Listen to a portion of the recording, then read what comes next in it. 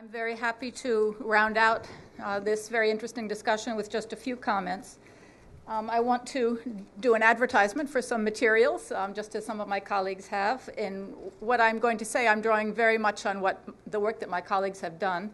Many of you who came to this event probably already know of this piece of work that was authored by Michael Morris, Valerie Kelly, Ron Kapitsky, and Derek Byerly, which was something that we did a few years ago when the fertilizer issue started to become very actively debated. What should policymakers know? What are some suggestions of what they might do? So this is some lessons that we brought there. And then in addition, for today's comments, I'm drawing on some work that my colleagues Michael Morris, Lorraine Ronke, and David Rohrbach have done in pulling together our recent experiences in supporting programs of fertilizer development in Rwanda, in Malawi, and in Ethiopia to some extent as well. So let me start, as I think each of my colleagues has, with a definition of what it is that we're talking about with smart subsidies.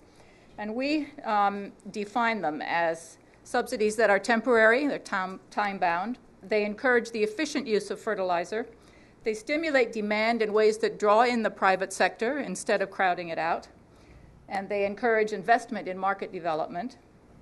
They're minimally distorting of relative prices so that people aren't moving into technologies and production approaches that would not be sustainable over the long run. And they're targeted. They also identify multiple entry points for improvements in the production systems and ways to make the inputs profitable in the longer run without subsidy. Now, that's the definition that my colleagues start this paper in addressing the experience in the programs that we've supported recently. But I would add to that definition that they're transparent in their costing. We often look for full reflection of the cost of the subsidy in the national budget so that there aren't things that are just kind of implicit and hiding in the background. That there's public accountability in the delivery and in the management of funds, so transparency in the cost and transparency in the implementation. Now, if you put all of that together, that's a very high bar for being smart.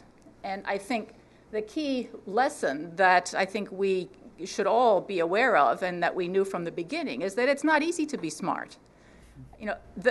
Printing some vouchers and distributing them is the easiest way to go. That's simply a mechanism for implementing this. Everything that's behind the concept of smart subsidies is extremely difficult. And I think that's what we're seeing in the implementation of the programs. It's not a surprise. I think none of us who were involved in the initial redefinition of how to go about the business of subsidizing inputs once we realized that that was the order of the day, that there was going to be an unstoppable demand to do that. So let's figure out how to do it better as opposed to worse. All of us, when we got into that conversation prior to the Abuja summit and even, I think, a little bit earlier than that, knew that this was not going to be an easy business. And I think that's what we're finding in our experience. Now, we have supported fertilizer programs recently in Ethiopia, in Rwanda, in Malawi, and in Tanzania. And we also have some things going on in Ghana, but I think Derek has already mentioned that. And the general design of these programs has already been put out in today's discussion. So the experience varies quite widely. The programs vary widely. And the lessons are actually, quite scattershot. They're very early. We are learning. But actually what we're learning is a replay of lessons that we already knew in some dimensions. We're just seeing them play out in different ways as these programs go forward. Let me start very briefly with the Ethiopian program. It doesn't really have to detain us very much today because it's not a subsidy. The Ethiopians are adamant that they do not want their input programs to be based on subsidy. There's a bit of implicit subsidy in the access to foreign exchange, which is highly rationed, particularly in this year in Ethiopia. So the fertilizer industry did, through a program that we financed, get access to very scarce foreign exchange. And as a consequence, fertilizer is made available to producers and largely through the cooperative system. But that's basically the extent of the Ethiopia program. It's not a subsidy in the extent of smart or non-smart.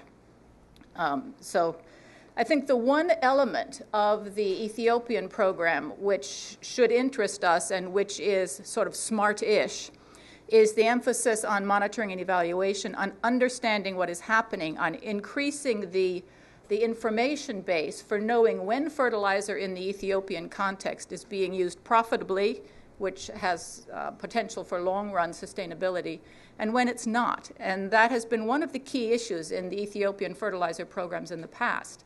The differentiation of agronomic and economic conditions, which implies differential use of fertilizer, as opposed to the programs that the government has supported, which were not very differentiated. So one of the things that we're trying to support in this new round of the program in Ethiopia is to put a major emphasis on monitoring and evaluation to understand the impact of fertilizer utilization. And that, I think, will be probably the most valuable element of that program.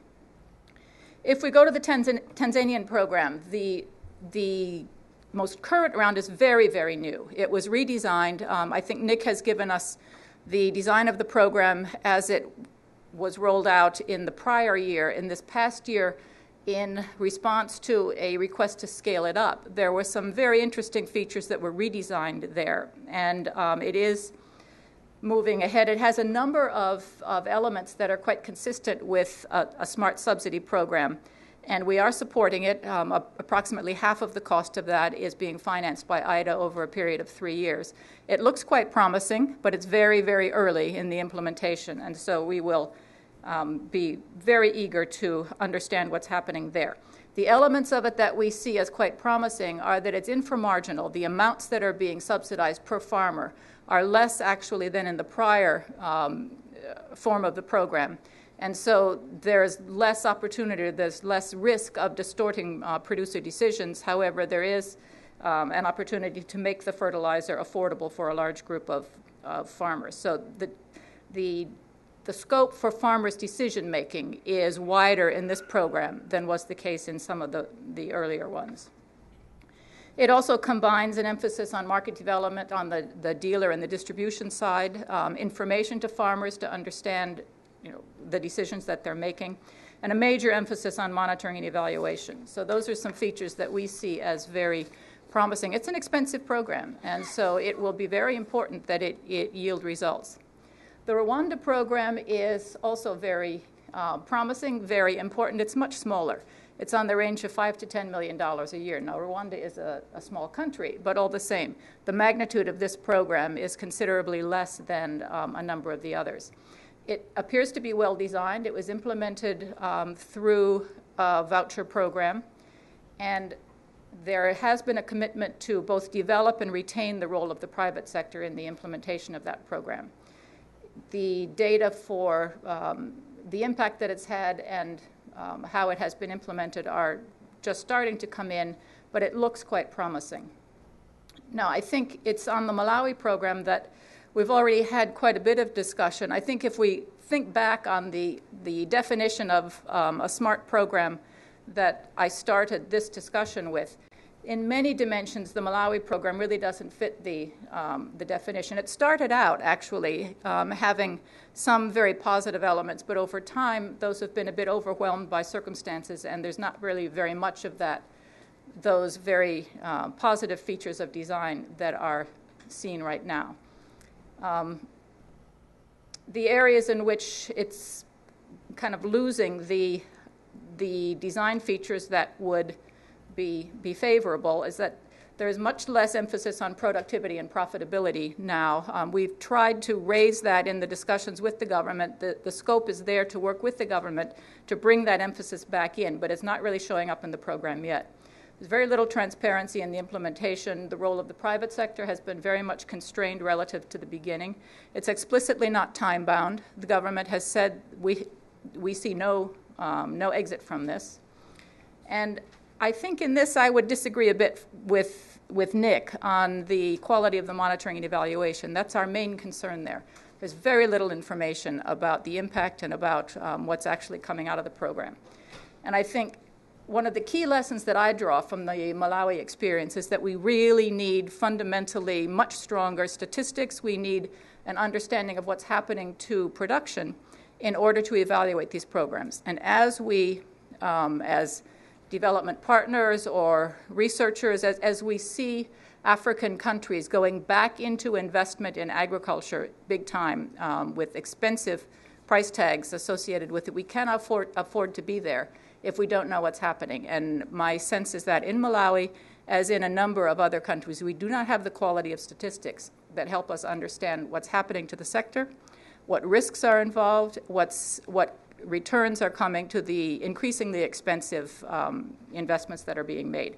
I see Joachim getting a little bit nervous, so let me let me stop there. But he did invite me to reflect a little bit on my prior life as somebody who paid attention to agriculture in transition economies and even in the Soviet and much earlier the Chinese economy before they were in transition. And I think it's on this last point that I do actually have some thoughts. As I see Malawi spending 5% of GDP and increasing that on a fertilizer subsidy, it does remind me that for the first time we are back in the state of the world that I knew in the Soviet Union and the countries that emerged from the Soviet Union, when agricultural subsidies were so large and so distorting that they had macroeconomic implications. And I guess it takes us back to the 70s, prior to the structural adjustment programs. And so I do hope that as we look at what's happening in Malawi, that's another lesson that we really should be drawing from that. We should be working with the government of Malawi to understand how they can manage this, trying to engage with them so that we don't just replay the 80s and the structural adjustment programs. There's a need to understand in detail what's happening and really to come back to the definition of a smart as opposed to a non-smart subsidy program and bring it into line, into something that is affordable, has exit features, and will lead to longer-term profitability of the sector.